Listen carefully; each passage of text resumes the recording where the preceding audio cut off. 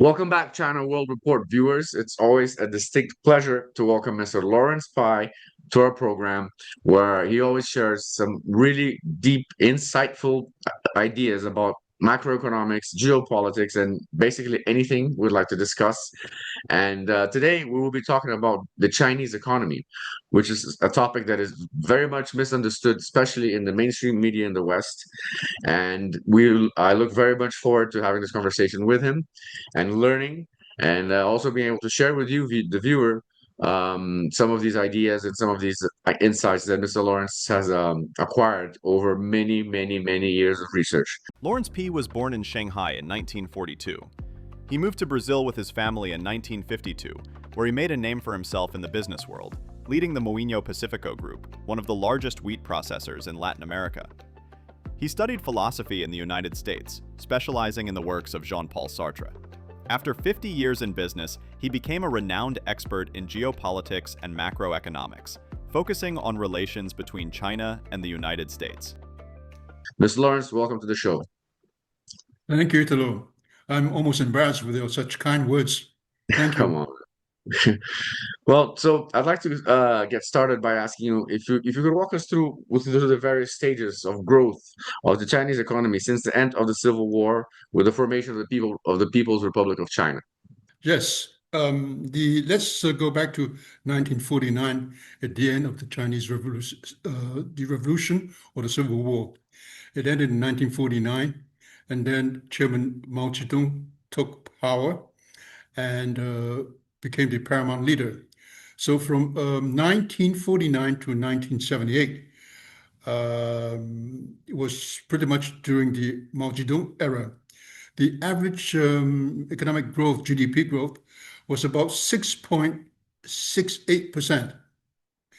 And then he was replaced by Deng Xiaoping in 1979. And Deng Xiaoping was the paramount leader until 1992. During his period, the Chinese economy grew significantly to an average of about 9.5%. And later, succeeding Mr. Deng was President Jiang Zemin, who led the country from 1993 to about 2002. Yeah, 2002. And he averaged about 9.5% GDP growth during his 10 years. And subsequently came President Hu Jintao, who ruled the country from 2003 to 2012. And he delivered a spectacular rate of growth, averaging 10.4%. And he was replaced by President Xi Jinping, who is currently still the paramount leader of China. And from 2013 to 2025, China grew at a rate of 6.4% on average. And of course, we went through the COVID, where Chinese growth, that particularly I think was 2020, they delivered only 2.3% growth. So despite of the unexpected COVID pandemic, China was still able to deliver 6.4% GDP growth. So during this period from the end of the revolution, the end of Civil War in 1949, China grew about over 100 times, 100 folds in these years until 2025. So it's been spectacular growth, and now we are in a period that we cannot expect the past growth of 10 or more percent. The Chinese economy is much larger now, and usually large economies can possibly grow at that rate. But even so, China's growth yearly is about 5% currently, and this growth is equivalent to the GDP of Australia plus. So here we are in 2026, and we will see what happens from now on. And I'd like to follow up that historical background and explanation with we have witnessed China's extraordinary economic growth over the past 4.5 decades, and there are many that question the challenges that China faces today. Let's try to address some of them. First, the demographic challenge. China seems to be suffering from a slow population decline. Is this a serious problem for China? Yes and no. In the short term, no. When I speak of short term, I'm talking about probably the next decade. China will not face any significant challenge from the demographic issue. It is true that China's population is not only not growing, but it's decreasing slightly, marginally, but it is. So, what are the problems? Many argue that China will have more people retired, and as a result, China will not be able to continue to grow at a pace because it will be lacking the labor force. Well, this argument makes sense in some way and doesn't make sense in others, from other aspects. If it's a labor problem or shortage of labor, China still has an unemployment rate of over 5.5%. So you have additional labor force available. This is one issue. The other issue is that there is a large unemployment in youth unemployment, about I would say uh, 14, 15% of the workforce of the young workers. So you also have a pool of available workers to be able to tap, that the economy can tap. And then you have the rural and urban divide. China's rural population is over 20%, and their productivity is significantly lower than those in the main cities and industrial zones. If you move part of this population, these workers, to the urban and industrial sectors or regions, then you will increase the productivity, which again will be offering a significant labor pool. However, you need to have better education, and you need to give them uh, sufficient support for the beginning when they begin to move to the centers. So China is developing industrial regions away from the urban centers, precisely to accommodate future workers and to attract future workers. So this is not that serious a problem. China does have labor sufficient for its demand, and also China is a country that leads in robotics and automation, and this again, the concern is not shortage of labor, but excessive labor or people being fired because AI and robotics and automation substitute human labor. And we also have another issue, which is interesting, is the retirement age. China's retirement age is about 55, 56 years on average. And many developed countries is over 65, the average retirement age. So China can extend the retirement age, let's say from 55 or 56 to, let's say, 62, and that will afford more labor available, particularly when we look at it from a man-hour work and the amount of people that can retire later and continue to be productive. So, all in all, it is a challenge, but it's way further down the road. I would say even more than a decade. And interestingly, that we have to realize that if a country has a slow demographic decrease and its economy grows by 5%, you have a significant per capita income growth. So it's interesting because ironically, the people will become richer if the economy is able to grow around 5%, simply because it's shrinking and the GDP is growing. So you have a per capita growth, GDP growth, which is much more significant. And so I see it as a problem, but going way, way forward. And compared to the other countries, China is pretty much the same. Japan and Korea have even more serious problems. And even the United States and Europe have the same challenges. You see the United States that 2025 will be the first year that most likely the US will have a population decrease instead of increase. And the average age of Americans are a little bit higher than China, the average age. And the life expectancy, China's life expectancy is slightly higher than the United States. So from a demographic point of view, we have seen challenges in Taiwan, South Korea, Japan, US, Europe, and even in Brazil, which is a developing country. It is well issued. And the only continent that population is increasing is basically Africa and some of the Islamic countries, Muslim countries. And just as a follow up to that, if you don't see that as a problem in the short term, but how long if there's no change to the current situation, what's the time frame that that you feel like this may actually become a real problem for China?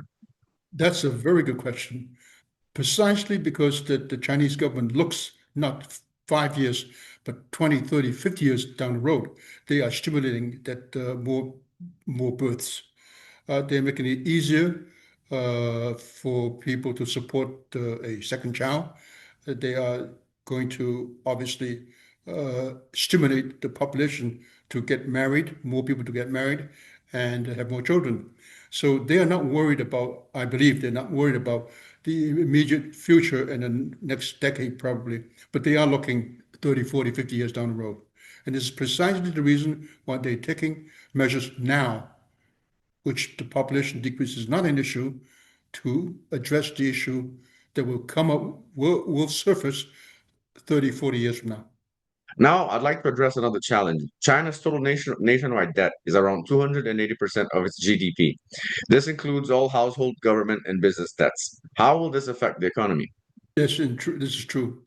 China does have a large debt, uh, we call countrywide debt or nationwide debt, and it is around 280% of GDP. Um, Compared to other countries, China is actually doing pretty well. For example, the United States of America has over 390%. In Japan, just the government, federal government debt is around 250%. And Europe is around the same level as the United States of America. So the debt is a problem. However, in China, it's a little bit different, the debt. The who holds the credit, no, that's important. Most debt in China is domestically held, pretty much like Japan. So that sort of fends it from an external uh, run on the debt, which would be the case if people start selling U.S. Treasury, because foreigners hold well, $9 trillion of U.S. Treasury. The fact that very few foreigners of that Chinese debt are held outside the country, it's a domestic issue more than a foreign issue. This is the first point. The second point is that the government, actually, the federal government, owes about, I would say, 65 to 70% of GDP, their debt. And the provincial governments owe a lot more, no? So this is a challenge.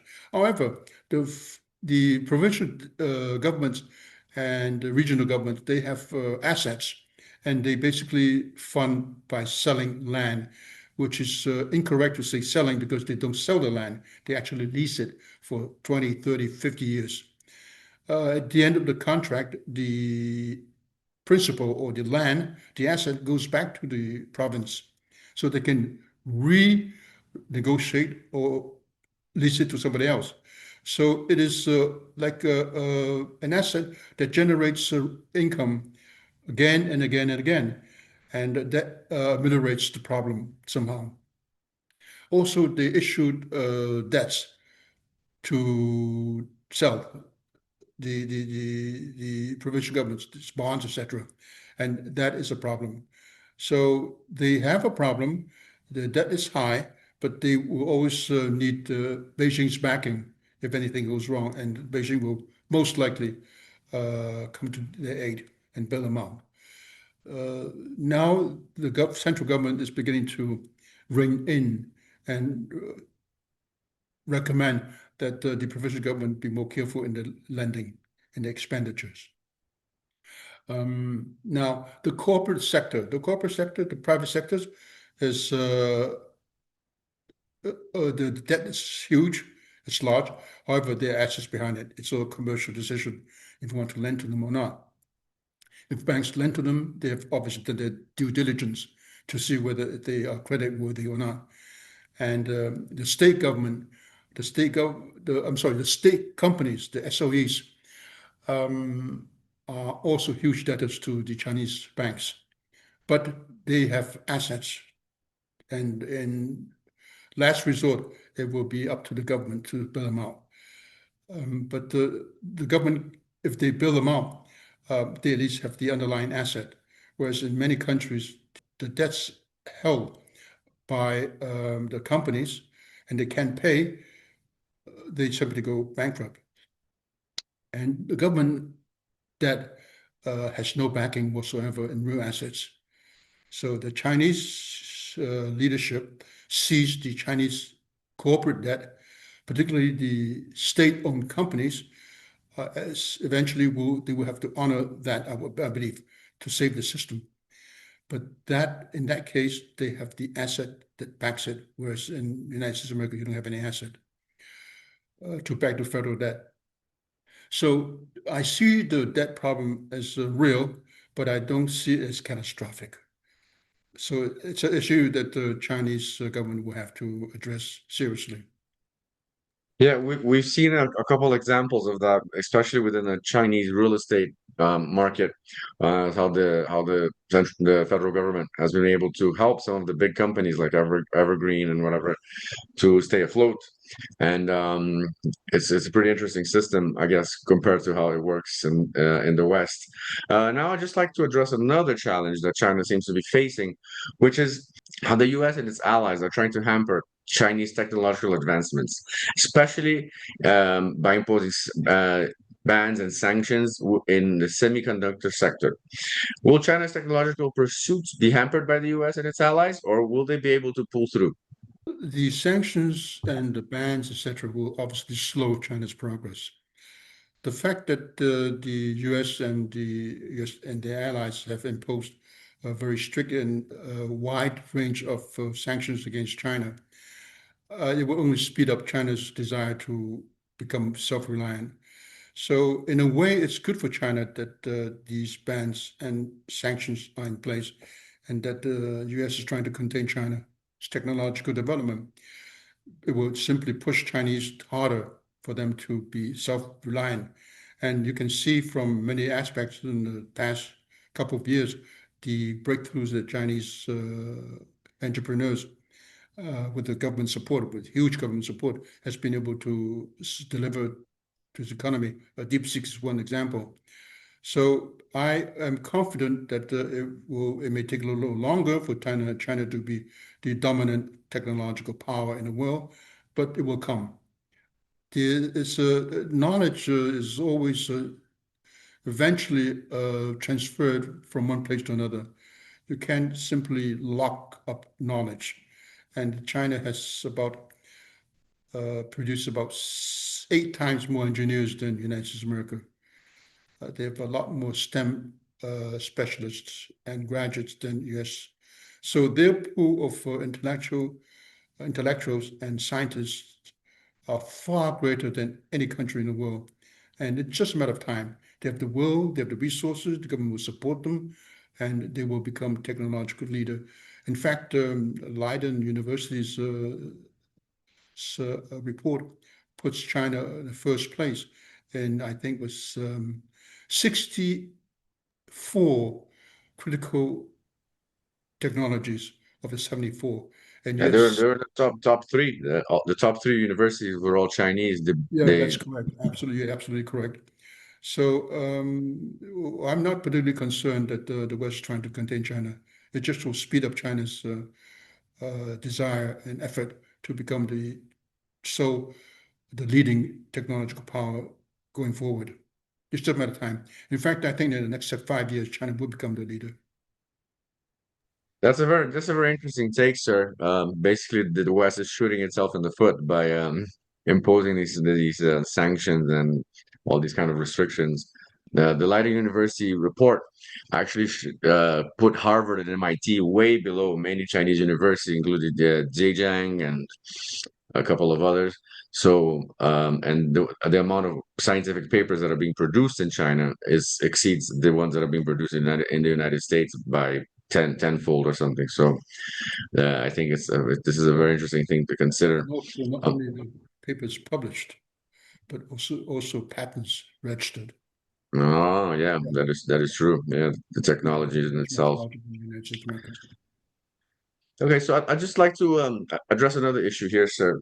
China's economic growth has slowed markedly from the 2 decades, from 1991 to 2001, which averaged around 10%, to today, where it averages around 5%. Are we likely to see a further decline in this growth? The growth, Italo, is something that we have to analyze not only quantitatively but qualitatively. In the previous decades, China's growth was essentially building roads, infrastructure, property, housing, etc., basically civil construction. So the growth was of a different quality. It's more rudimentary growth as opposed to more sophisticated growth. So China has pivoted to high-end growth. Technology is fundamental. They want to grow in sectors that has value chain. They want to up the value chain.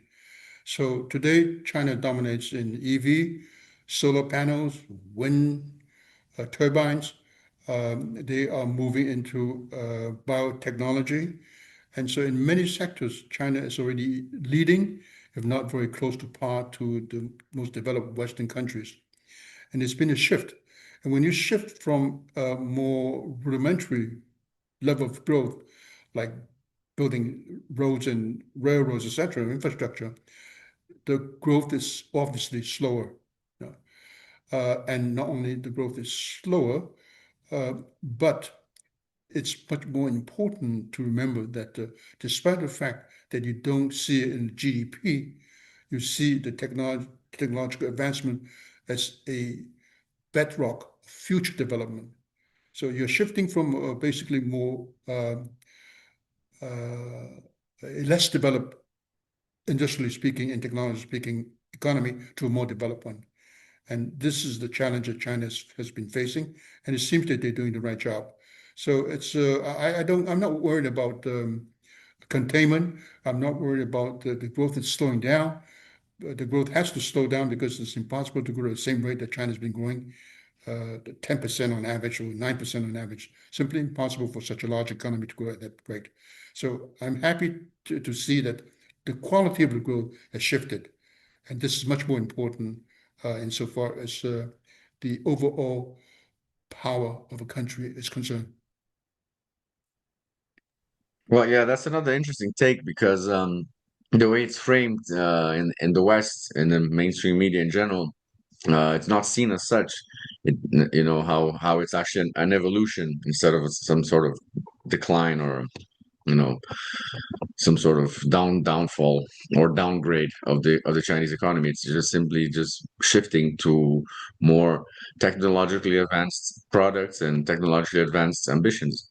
So thank you for sharing that because I think it's important for people to realize that because we hear all the time about how China's economy is slowing. So many point to China's low domestic spending and the need to grow substantially to be able to sustain a higher rate of growth. How can the government stimulate domestic spending, and are there other means of boosting growth? Domestic spending, Chinese people are basically very frugal, and they have always been large savers, just like the Japanese population, mainly because there is no social net available for the elderly. So they have to save for retirement, etc., when they are no longer able to work and have a job that or have a more secure flow of income. And this is the reason why they spend less, generally speaking. Of course, the younger generation has a different attitude, but they are more aligned with the Western way of thinking, that savings is not that important. So this is going to be a problem as the population ages. So what the Chinese government is trying to do is that to give enough confidence to the population such that they will be able to spend part of their savings, which is absolutely huge. Now, for that, the Chinese government's already taking some measures, such as increasing the social net for the elderlies. And this will be important to give confidence to Chinese people to spend. And also the fact that after the COVID, the Chinese people the Chinese population became more skeptical in spending, and there has been some movement and shifting in economic policies from Beijing, which also left investors a little skeptical. And all this has brought about an atmosphere that eroded somewhat the confidence for the Chinese people to spend. It is important that the people spend. And I believe that the government is trying hard. They are stimulating. For example, you can swap your car for newer one or like some electrical domestic equipment, and they will subsidize it, and this will stimulate consumption. However, on the other hand, we have to realize that savings is fundamental for an economy. If you don't have domestic savings, you need foreign savings to be able to supply sufficient resources for the growth of the economy. A country that has no savings is economically very fragile because it will depend on foreign savings. And that is definitely not a very solid strategy. So I see savings as an important factor for the development economy because savings can translate into loans to businesses, and that will bring about growth. Every country should have not large, but a reasonable rate of savings. Yeah, we can see that as a huge problem in the United States, where they say most Americans are $400 away from being bankrupt. So with any crisis, any medical emergencies or anything like that, people basically just lose everything. So I think a truer state, there's nothing truer that could be said about that. People definitely need to save, and you can see that happening in the United States basically on a daily basis. Um, we've also heard from many in the West that China is plagued with the middle income trap, and its economy will stagnate. Do you agree with this assessment? Well, according to World Bank, the threshold for middle income is about $12,700. So if the average per capita is below that, then you are in what they call the middle income trap. Now, China's economy is about 45 trillion to 50 trillion, according to different estimates, dollars, but international dollars. And this is a purchasing power parity measure.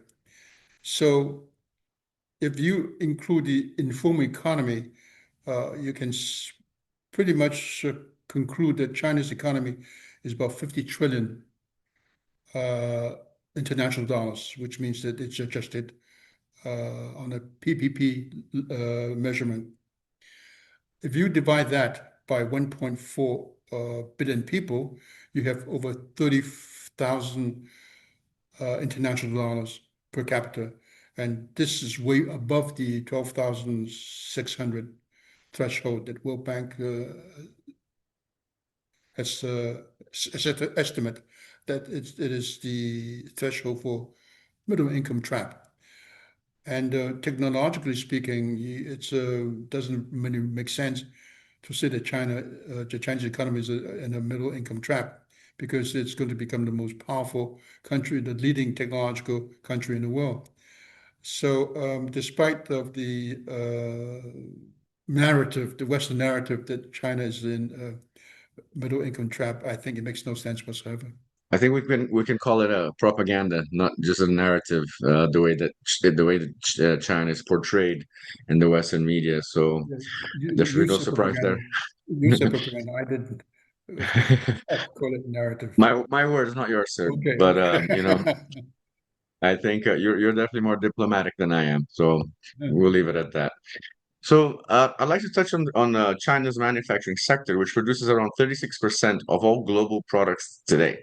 How do you see its trajectory going forward, and what are the consequences of this, major power like being basically building 30% of all of the world consumes? China currently manufactures about 36% of all industrial goods of the world. And in a decade, it will probably reach about 45%, according to estimates. So it's not only not going to decrease, it's going to increase. And it will be difficult for other countries to compete because China has the entire ecosystem to become a manufacturing powerhouse and has gone so far and so far ahead of other countries that it will continue to grow its share. This is a problem because other countries will begin to want to raise barriers to reduce the import of Chinese manufactured goods. And that's perfectly understandable because they want to keep the jobs in their own countries. The interesting thing is that the developing countries, or we call it the global majority, that are not developed, will continue to buy Chinese manufactured goods. So why do they buy? Because of quality and price. That is the only criteria, the only criteria that the consumer looks at: the quality and the value, which is value, and the price. Now, if you begin to impose tariff, which the Trump government has done in the past year, what happens is that the consumer of that country ends up paying 95% of the tariff. So if you want to compete with China and say, okay, let's bring the manufacturing domestically, you would have a huge increase in prices for the consumer. And if, like, just example of the United States of America, where the income disparity is so enormous, and the bottom 60% of the population live from paycheck to paycheck, how can they afford to buy more expensive products? So the standard of living is going to decrease significantly if these tariffs are maintained or if these tariffs are in fact increased. Yeah? So those countries that are willing to continue importing Chinese products, their population will have an advantage and definitely a better standard of living because they're buying good products at good value, whereas other countries that impose tariffs or other barriers, their population are unable to do that. No. So in the end, the governments look to the well-being of the population, I respect. Yeah? So it's a difficult choice for them. And I am convinced that the Chinese, as a manufacturing superpower, will continue to grow and not decrease. So the world will have to adjust to the new reality. And as you saw, the tariffs that Mr. Trump imposed on China, the export increased. They generated $1.2 trillion in trade surplus in 2025, and I expect them to increase in 2026 their trade surplus to about $1.4 trillion US. So here we are. It's a difficult situation for those that want to contain or restrict Chinese exports because they have such an incredibly efficient entire ecosystem, manufacturing ecosystem. Yeah, it's really incredible. And it's also incredible how Donald Trump cannot stop shooting himself in the foot. Um, just a side note. Um, I'd like to address another commonly spoken, it's a common theme about China's economy facing an involution process or somehow being degraded. You hear a lot of this in like Fox News, CNN, etc. What's your opinion on this issue? Yeah, Italo, I'd like to define the way I understand involution to be. Involution is a process that every dollar of investment brings less and less return. Yeah. For example, if you invest a dollar in construction, it has X return. But if you invest a dollar in high tech, it has a much lower return, obviously, because it's much more capital intensive.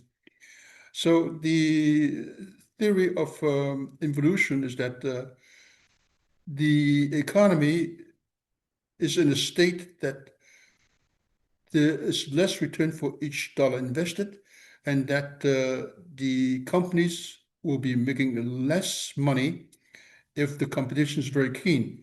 One example is the automobile EV sector in China. Uh, in the beginning, probably there were just a few companies, but now there are 100. And of course, there were investment to build these 100 EV companies, no? And the trajectory and the trend is that there'll be consolidation, which means that these companies, there will no longer be 100 companies or more than 100 companies 10 years from now, 5 years from now.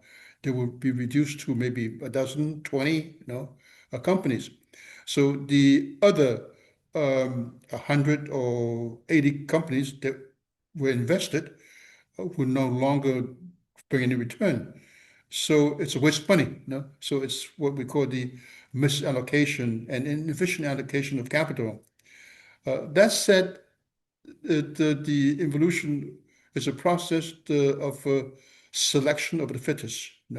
On the one hand, it brings all these problems, but on the other hand, those that survive are absolutely gladiators. They've eliminated the competition and they've survived in such a competitive environment that it will be very difficult for companies in other countries to challenge them. One example, and we're at an early stage of what they call an evolution in the EV sector, that BYD has really surpassed Tesla, which has been a reference for many, many years as the EV company. So, long story short, involution is important to address. However, the involution is a process that China has to work it out by itself. And along these lines, President Xi Jinping has already warned the EV sector to avoid what is called destructive competition. Yeah. So the Chinese leadership is aware that this has a positive aspect and has a negative aspect. The fact that you have over 100 EV companies, you produce far more than the Chinese economy can absorb. So you have to export. And it's so competitive that the prices of export are extremely competitive, and it destroys automobile industry in everywhere in the world. So you have these legacy automobile companies, Ford, General Motors, Stellantis, BMW, Mercedes, Volkswagen, Renault, etc. These Toyota even and Hyundai are suffering a lot of pressure. So this is a sector that China is about to dominate, and it will cause a lot of pain worldwide. Yeah, they're basically trying to play catch up right now with companies like BYD and Great Wall Motors. Um, uh, Just one more point. It's important to realize that China's 1.4 billion population gives it tremendous advantage. It's a critical mass of domestic demand. So they need to export, of course, without a doubt, but their concern is also the domestic demand. So they have scale in an order of magnitude that other countries cannot replicate. yeah, and China is by far the biggest producer of iron lithium batteries. I think by something like 80% or something. I'm, not- Yeah, I'll correct myself more than that. when I edit the video. I'll Yeah, um I'll yeah, I'll find the exact percentage, but it's by a huge percentage. yeah. Um, Not only that, it's the quality of the battery, and the technology behind the battery, yeah. which is significantly more advanced than any other country can produce. So I'd like for you to touch upon China's strategy to increase the usage of the yuan worldwide to fend off US dollar supremacy that has basically given the US extraordinary privilege and more worryingly, um, being able to use the dollar as an economic weapon. We've seen such moves like the digital yuan that's being rolled out slowly. So how do you see this happening, and how do you see how China using this strategy to basically expand the use of the yuan worldwide? Yeah, Chinese has a one huge setback, which is not a free floating currency. It's managed by the government, and the flow of capital is also controlled by the government or managed by the government. So it's not like a free trading currency like the US dollar is. And that is a setback because people that invest in China and want to buy yuan or use yuan for trade or whatever, they would like to see that that the currency is free floating in the world, free flow. So that is a setback. On the other hand, it's very clear that China is on course to try to internationalize the yuan. The SWIFT system, messaging system, is a system that where you transfer funds and the messaging mechanism is through the SWIFT. And SWIFT is the dominant one by far, you know? And everything has to go through the SWIFT if you want to transfer funds. So China developed the what they call the CIPS, which is cross-border interbanking system, payment system, which is a competitor to the SWIFT system. Excuse me. The SWIFT system has about 11,000 banks, member banks, and China's CIP system has only about 3,000. So still behind, but it is an alternative. And people that want to hedge will probably like to use both systems. And I believe that the global majority countries will begin to look at it seriously, and their banks will like to also become members of the CIPS system. So that's one point. The second is that China is the largest trading partner of 140 countries in the world. And China has encouraged all these countries to trade in yuan and their local currency, bypassing the dollar, and this has been quite successful. And China is also providing swap, which is a currency swap. You can use the local currency and swap it for the yuan in agreed terms. And that will help countries to use the yuan to pay their debt. And yuan is recognized as one of the currencies by the IMF. So this is another way of increasing the usage of the yuan. And so far as investment and trade is concerned, the yuan has been quite successful in increasing its usage. It's still a fraction of the United States of America without a doubt. The dollar is predominant everywhere, just about, and the yuan is just beginning to. But it's a challenge. The Americans are worried. So much so that Mr. Trump said that he would impose 100% tariff if the BRICS group decides to develop their own currency to challenge the dollar. And obviously, the importance for the United States of America to maintain the preeminence and the dominance of the dollar is enormous, because not only is it a financial weapon, it enables U.S. to borrow at a much cheaper rate. And so I understand the concern, and the concern is real, and it's justifiable. However, due to the more radical measures and unpredictable measures by Mr. Trump in the past year, many countries are beginning to hedge, not to be totally dependent on the dollar. So central banks of many countries are also buying other assets, for example, gold. And gold has went up more than 100% in the past couple of years, precisely because many central banks are buying gold as a hedge.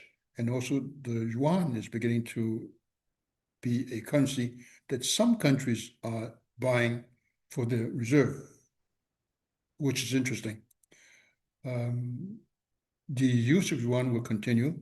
China wants the yuan to expand, and the Chinese official media just republished a speech by President Xi Jinping in 2024 when he said it was important for China's yuan to be internationalized. So it is a trajectory. I have no doubt that China will continue to push the usage of yuan, and the fact that there have been so many sanctions, many countries and even individual investors are beginning to be a little concerned. You can be debanked, if you are in a domain. Mhm. Simply your life comes to a halt because your credit card, your banking, everything's blocked. No? You can't do anything. So all these measures taken by the Americans against not only countries but individuals has brought about a deep concern. I speak to many people around the world. I've a lot of friends and acquaintances around the world, and most of them have manifested to me the concern and which was the best way to hedge against sometimes unjustifiable sanctions against individuals or countries. And this is very bad for the United States of America for its currency.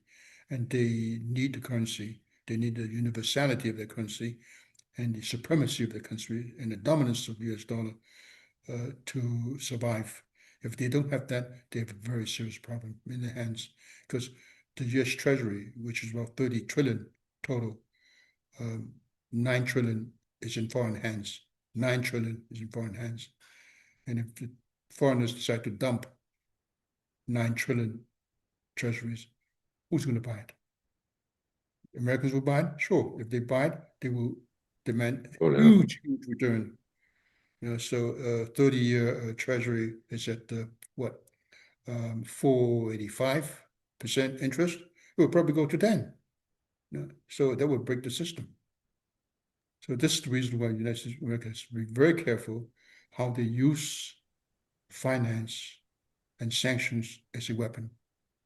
Because in the end, at the end of the day, it's going to be shooting one's foot. They seem like they're doing that all the time. I'd like to expand on this last question just a little bit with regards to the petrodollar, which is, the dominant currency by which oil is traded in. How do you see China making any headway into reducing America's dominance in that specific sector? Very good question. Saudi Arabia is already selling oil to China, accepting yuan. The agreement between Saudi Arabia and the United States of America that all oil will be sold in dollar was a tremendous advantage for the United States of America because the Saudi Arabia was the largest producer of oil and still one of the largest today. Sold their oil, they got a dollar, and what did they do? They buy treasury and US assets. So all the dollars of the revenue from oil export, which goes to the entire world, the money paid by the entire world, or those importers of Saudi oil, the money goes back to US. Now, that is one enormous advantage. And because the importance of Saudi Arabia, many countries, if not all countries, used to use the dollar as a payment for their oil export. And as a result, you have a huge amount of investment in the United States of America, which means that the United States of America is actually getting investment from other countries. If you're a country and you buy oil and you pay in dollar, your dollar goes to the exporting country, let's say Saudi Arabia, and it goes back to the United States of America. Now, can you imagine the advantage of that? So that's beginning to erode. The Americans are very intelligent. They have strategies that really are very effective, very effective. And so now that the petrodollar has been corroded, it's understandable that they're concerned. It's another problem for them, additional to all the problems that we've just enlisted in our conversation. So you see that why it's so important for United States to maintain.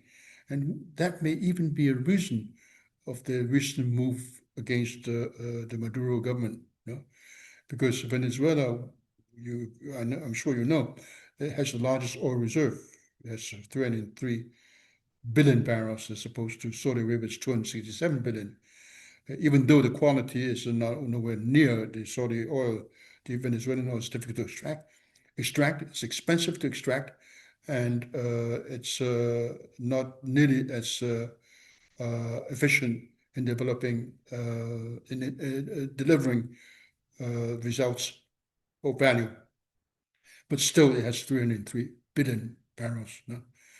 And this may be a reason why the US wants to have a foothold in Venezuela. Because in the past 100 years, the Americans have always had an enormous influence in Venezuela politics. Not to say that they probably ran the country by proxy of the governments in Venezuela until Hugo Chavez, and that turned the page. So now they want to bring it back to what it was before, where the major Western oil companies, particularly Americans, have a foothold, enormous foothold in Venezuela. But today's a different story, Petrodollar, because China is in Venezuela. China has invested $60 billion in Venezuela, and they're not about to leave. So Mr. Trump very, very cautiously said, we welcome investment from China, as if he's running Venezuela. He said, you're welcome to our Venezuela to invest. And he said China's welcome and India's welcome to invest in Venezuela. Also as a means for China and India to buy less Russian oil. Because China and India are the largest buyers of Russian oil today. So from a geopolitical point of view, it's all very, very interesting. It's very intricate, but there's always some reason behind it. Yeah, it's complex and certainly Complex, very but it's interesting. fascinating. Yeah, it's I guess the way the manipulative aspect behind it is definitely very interesting to But I analyze. just want to clarify that many countries do the same thing to their own interest. No? It's just a matter of how we do it. Whether you're going to abduct a leader or you do it through commercial interest to a country. I will offer you this if you offer me that, in exchange. And they both agree, fine. Sometimes the American says, no, that's not the way we want to do it. We're going to take your leader away. We're going to operate a regime change, and we're going to put those that are in favor and align with us in power. We don't want to make a deal. We will impose.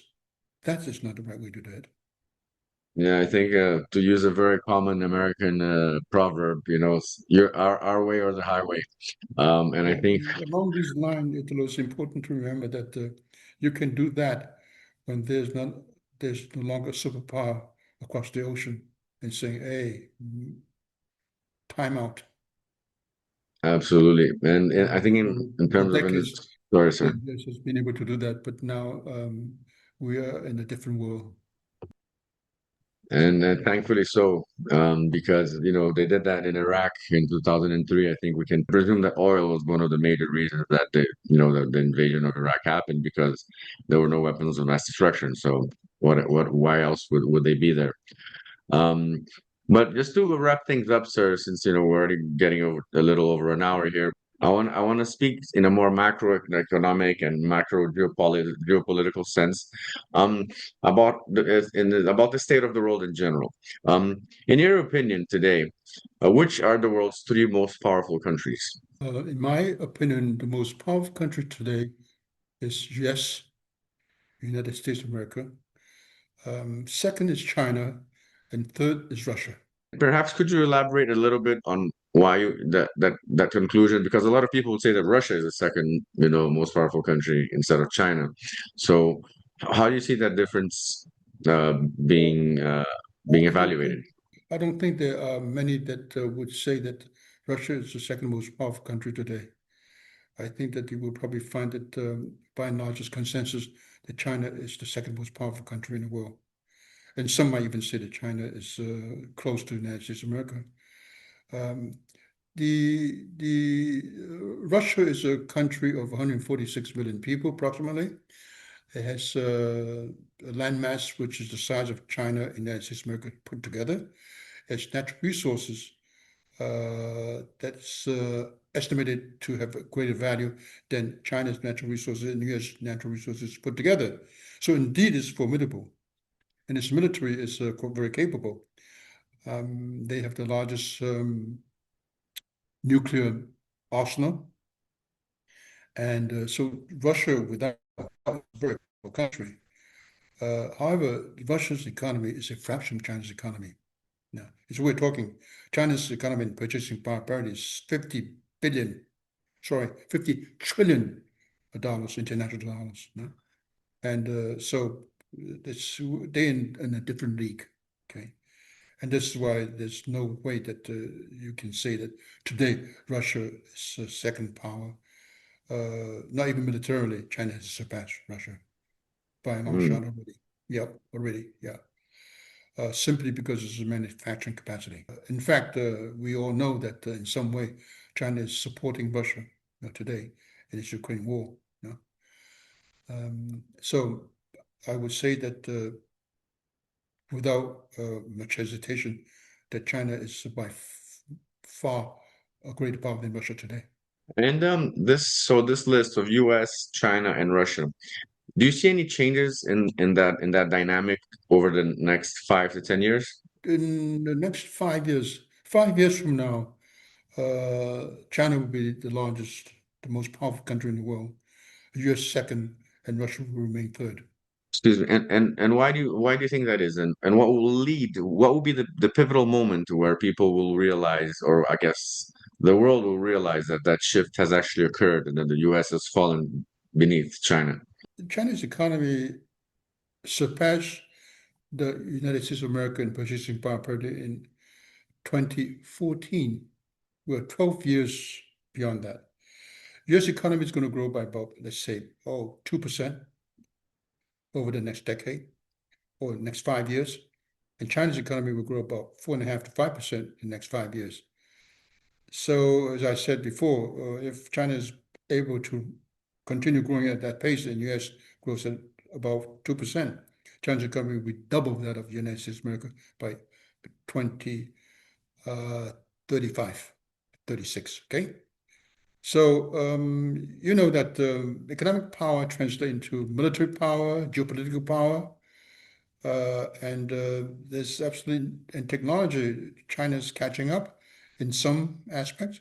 And as we've talked before, the Australian Strategic ASPI organization has came to the conclusion that China leads in 64 of the 73 critical technologies. They have the best university today in STEM subjects, and they have a huge amount of engineers, scientists that dwarfs the United States of America. Not only that, many very capable and leading Chinese scientists and researchers in the United States of America are going back to China. And with the US immigration policy, students are not going to the United States of America. They are studying in maybe Canada, UK, Australia. Yeah? And the geopolitical landscape is very clear, Italo. You see the pilgrimage of Western leaders, Macron, Starmer, the German leader will be going to China. Canada's Carney went to China. China's closing the relationship with even South Korea. Yeah?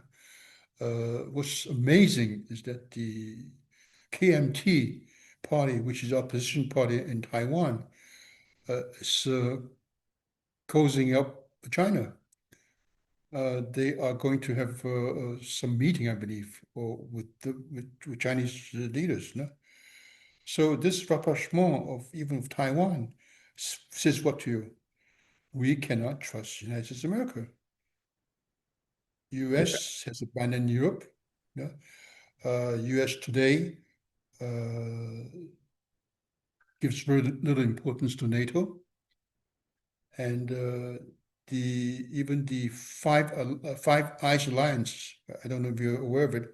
It's the intelligence alliance between US, UK, Canada, Australia, and New Zealand, the five Anglophone countries, is beginning to have problems. And I wouldn't be surprised that if someday you will see that Alberta, the province of Canada, become part of the United States of America, because Alberta is landlocked and it borders the United States of America. And the citizens, the residents in Alberta are, many of them are favorable to joining the United States of America. They call it joining the United States of America. I call it annexing by the United States of America. So you see the rupture in the Western world. It's so clear and evident, yeah? And it's inconceivable to me that China will not be the leading superpower 5 years from now. Yeah, I think many will agree with you, and but most would disagree, especially in the West. Um, and No, I no, think, I hate to correct you, but I must. please do, please do. Most in the West will disagree with me. Most in the global majority will agree with me. Oh yeah, yeah. They most in the West would Yeah. disagree with you. Yes, of Only in the course, of West will course. disagree with me. The world will agree with me. Yeah. And Mr. Pai, it's just always such a pleasure to talk to you, the way you explain things so clearly. And I want to bring you back to talk about Greenland and all this trouble that the U.S. is going through with its allies. Perhaps we can come up with some topics and set up another interview. There's just so much going on in the world. Even as you mentioned, the Kuomintang making this rapprochement with China, I think it's such a historical irony. And all these things are just amazing. And you're a walking encyclopedia of knowledge that can just explain these things so well and so clearly. So it's always a pleasure to have you. You have an open invitation to our show at any time. And whenever you have time, please do come back. Thank you, Italo. It's always a pleasure to talk with you and to have you pose these such interesting and challenging questions. Thank you very much, Italo. Well, you bring out the best in my thought process as well, with the way you expound these such complex ideas that are so important. So it's my distinct and sincere pleasure. Thank you so So much. whenever you want, please come back, Mr. Pai.